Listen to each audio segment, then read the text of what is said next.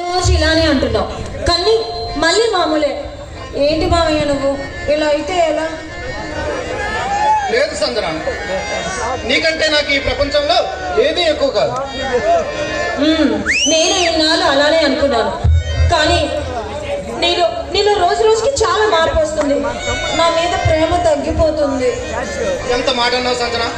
ఆ సూర్యుడికైనా ఈ లోకం మీద ప్రేమ తగ్గి ఏదో ఒక రోజు ఉదయించడం మానేస్తాడేమో కానీ నీ పైన నాకు ప్రేమ తగ్గదు సంజన, తగ్గదు. ఇన్ని రోజులు నేనే అలా అనుకున్నాను, కానీ ఈ మందమతిలో పడి ఈ రోజు నా పుట్టినరోజు అన్న సంగతి మర్చిపోయావు. నెక్స్ట్ బర్త్డేకి నన్నే మర్చిపోతావు.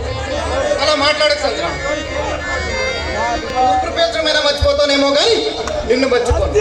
నాకున్న పంచ పురాణాల్లో ఒకటి నా ఊపిరి పీల్చుకోవడం గురించి మిగిలినవన్నీ నీకే ఇచ్చాను.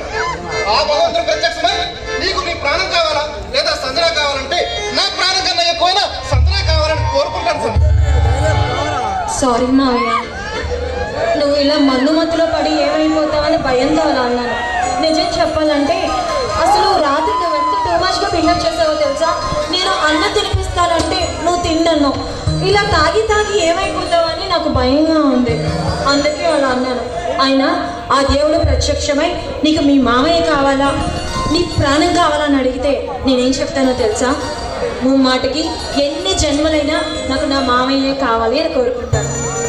నేను ఎంత అదృష్టం ఉంటుంది సంజన. అదిగో చూడు, రాత్రి 12 గంటలకే నీ బర్త్డే ఏర్పాట్లన్నీ చేశాను. కమాన్, కేక్ కట్ చేయాలి.